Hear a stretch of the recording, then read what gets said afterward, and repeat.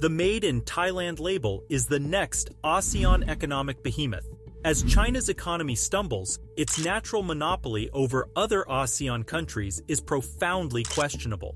To make up for the power vacuum, new economic powerhouses of Southeast Asia are taking the ropes. And in this race for sheer economic dominance, Thailand and Singapore are at the forefront. In this video, we're breaking down how Thailand's economy has recovered since the COVID slump, how Singapore had a close call with a technical recession, and why the two economies are at odds with each other. Before we start, make sure to subscribe to our channel.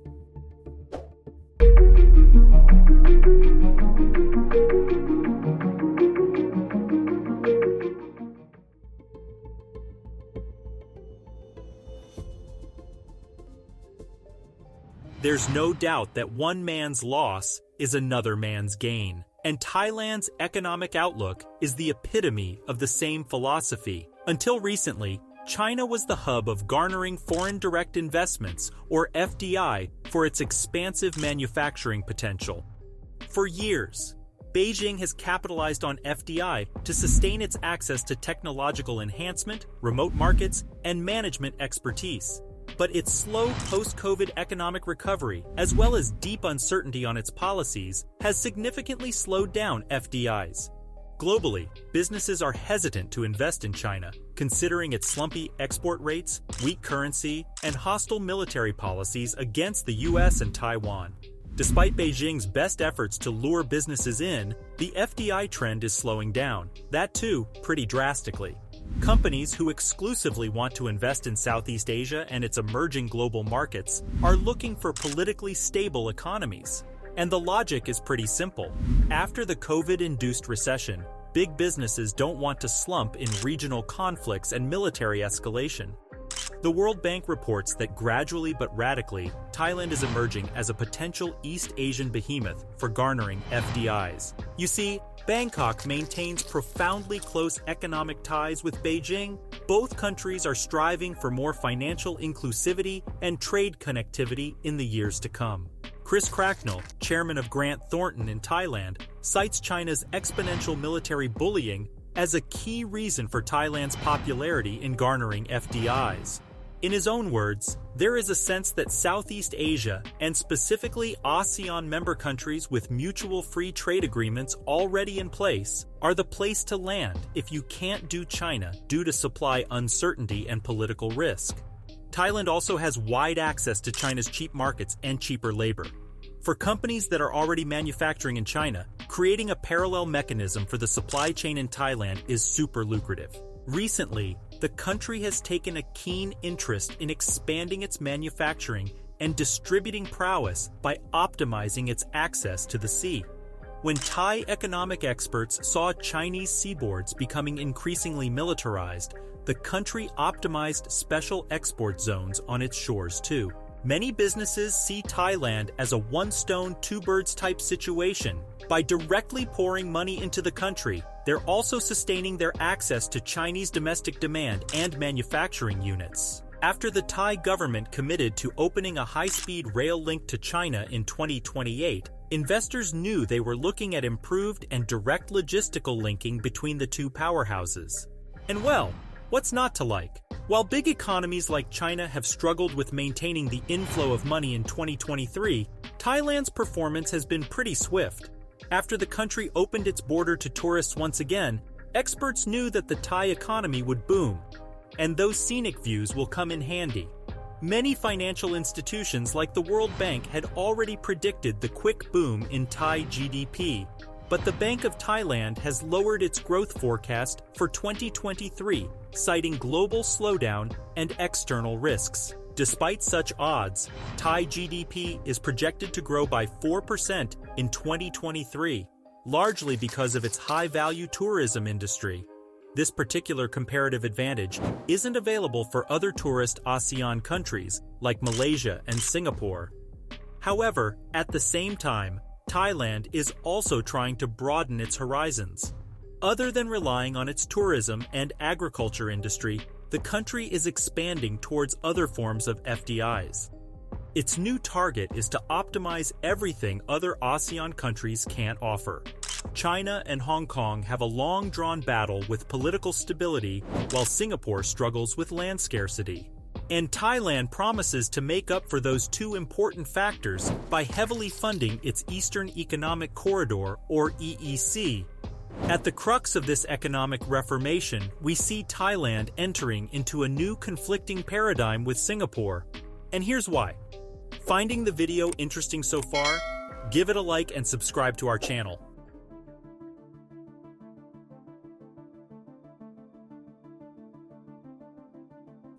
First things first, Thailand's 70 million population promises better economic productivity than Singapore's headcount of 5.4 million. Despite such a drastic difference in population size, Singapore's GDP is only a few billion behind Thailand's. In 2023, the Thai GDP is expected to reach a colossal figure of $510 billion. At the same time, Singapore is expected to draw $473 billion in its forecast GDP. These statistics tell us a story that won't result in a happy ending for Singapore at least. For a very long time, the Instant Asia of ASEAN countries has promised secure returns on FDIs owing to its efficient economic governance system. You see, Singapore gave its investors exactly what they wanted. From its high export demand to a busy cargo seaport, investing in the country was an ode to the world's growing pragmatic needs. All in all, Singapore's slow post-COVID economic recovery is rooted in many reasons, and the biggest culprit in the ordeal is Russia's war in Ukraine. Since Singapore's export business and financial system are overly exposed to global vulnerabilities, limited markets and supply chains are downsizing the country's economy. In fact, at the start of 2023, the government had issued several warnings for downside risks and high interest rates in the country. And well, the economy only expanded by 0.4% in the first quarter of 2023. In the second quarter, the economy only improved by 0.7% year-on-year. This means only one thing. Singapore narrowly missed a gloomy technical recession that would have slumped its economic standing further. Going ahead, the Monetary Authority of Singapore expects an uncertain growth outlook. The authority cited, the near-term outlook remains uncertain with downside risk. Should latent vulnerabilities in the global financial system emerge in the coming months, consumer and investor confidence could take a further hit, with adverse implications for the broader economy. In other words, Singapore will have another close call with a technical recession. According to CNBC, the country's contracting economy is a result of the declining manufacturing sector. Since Singapore is an export hub for manufactured goods like technology and electronics, it is suffering from declining global demand. In 2023 alone, the manufacturing sector of Instant Asia will contract by 7.5% from a year ago. The weak performance of the sector is being attributed to output declines in the country. While Singapore clinches that export monopolization, a plethora of its industries also depends on swift imports of raw materials. And when Europe is plunged into dark, barbaric times of war, access to furnished raw materials and spare parts has narrowed down significantly. And to make matters worse, in May 2023, Singapore's non-oil exports plunged by 14.7%, taking the economy straight into a technical recession.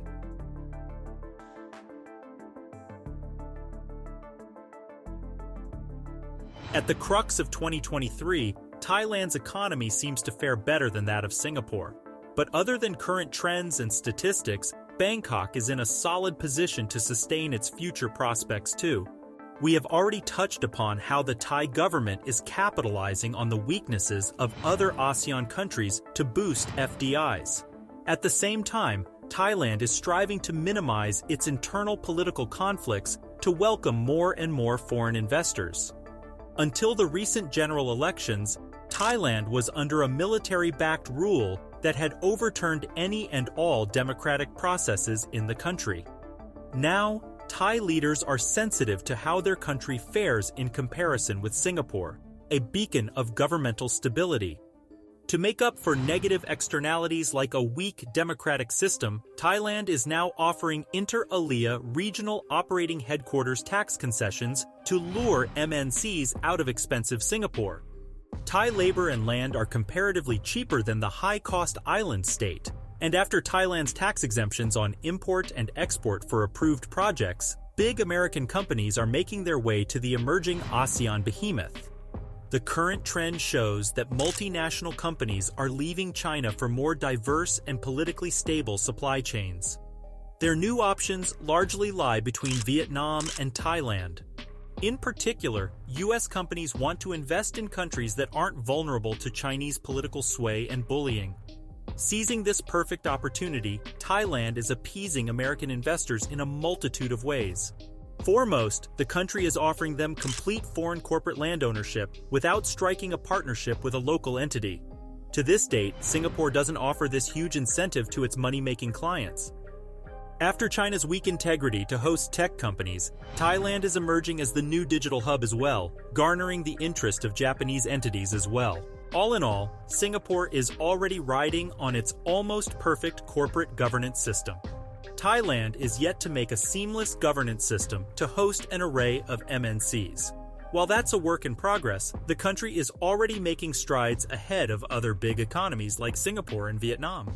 In the blink of an eye, the Made in Thailand label is going to be a benchmark of economic prosperity. Found the video informative? Give it a big thumbs up and subscribe to our channel.